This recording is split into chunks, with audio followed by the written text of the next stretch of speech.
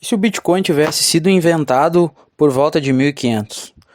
Hoje a gente vai fazer uma breve viagem pela história e constatar que se isso tivesse acontecido, talvez o nosso nível de progresso e avanço tecnológico poderia estar muito mais avançado do que nos dias atuais, né? E como que o ouro era usado como... O ouro e a prata eram usados como reserva de valor e dinheiro, e de como o Estado e a Igreja controlavam essa riqueza. E uma pergunta que fica, né? Será que realmente mudou muito daquela época para o momento atual? Bom, naquela época o dinheiro só era dinheiro se fosse do rei, né? Porque no século XVI o dinheiro da troca e da reserva de valor era ouro e a prata e alguns metais preciosos, né? Mas não era qualquer ouro, qualquer prata, qualquer metal precioso. A moeda ela só era válida só se ela tivesse o selo do império, o cunho do rei, né? Ela precisava ser cunhada pelo império, senão ela não valia de nada na época, entendeu? E será que mudou muito daquela época para hoje?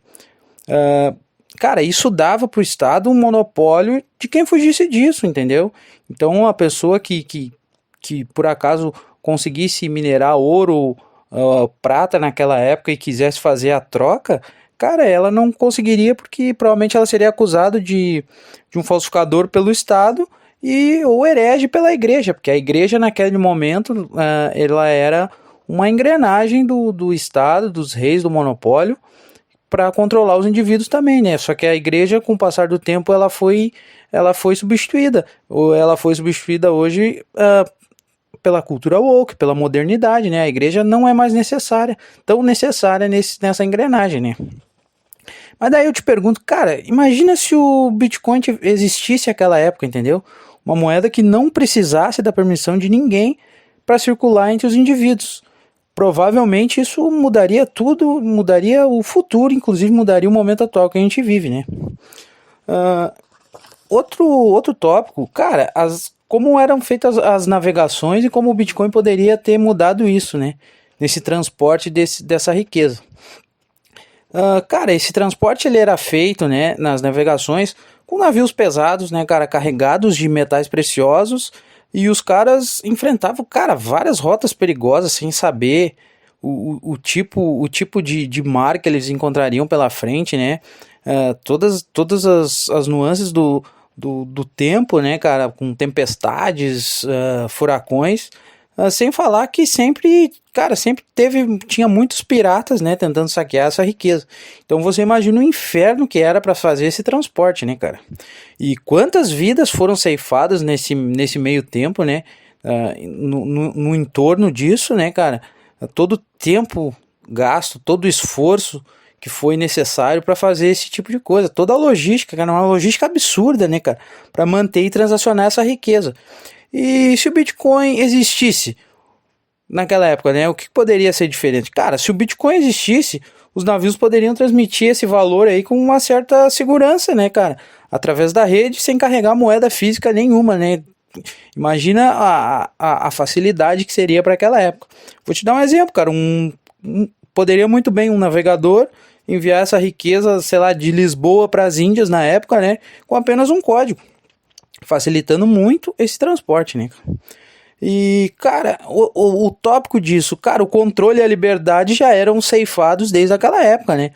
O mais importante não era só esse transporte do valor, né, cara? E é fato que o Bitcoin, mesmo lá em 1500, cara, ele ia dar um poder absurdo do cidadão proteger a sua riqueza do Estado e da Igreja. E aí, outro pensamento que eu tenho, cara, imagina o progresso que a gente teria naquele tempo, né? Se os indivíduos produtivos eles tivessem uma segurança de armazenar esse trabalho deles, esse esforço deles, né? Uma época de descobertas, de invenções, né? que as pessoas exploravam o novo, né, cara? Então, quanto avanço a gente poderia ter se esses indivíduos naquela época eles tivessem a segurança do seu dinheiro, né, cara? Muita coisa seria evitada, inclusive, né, cara? Tipo, escravidão, muitas mortes, muitos saques, né, cara? Isso seria tudo evitado. Eu acredito que seria uma sociedade de trocas voluntárias, onde esses indivíduos que fossem mais produtivos, mais úteis naquela sociedade, que fossem mais exploradores, né? No caso, que descobrissem o seu potencial máximo e pudessem estar oferecendo isso, cara, eles seriam recompensados, porque eles teriam dinheiro que realmente traria segurança e, né, estabilidade para esses caras, né, cara? Mas aí, o tópico principal desse vídeo, cara, eu te pergunto, mudou alguma coisa de lá pra cá? Eu acho que não, cara. Porque o Estado, ele continua te controlando e ele continua acabando com a tua liberdade. Ele vai acabando com a tua liberdade aos poucos, né, cara? A única diferença daquela época pra hoje é que, cara, você é um escravo moderno com distrações. Hoje você tem internet, você tem a sua Netflix no conforto da sua casa, você tem bebida alcoólica à vontade, você tem comidas altamente palatáveis, né? Que isso é uma maneira de te anestesiar, né? Te anestesiar da escravidão moderna.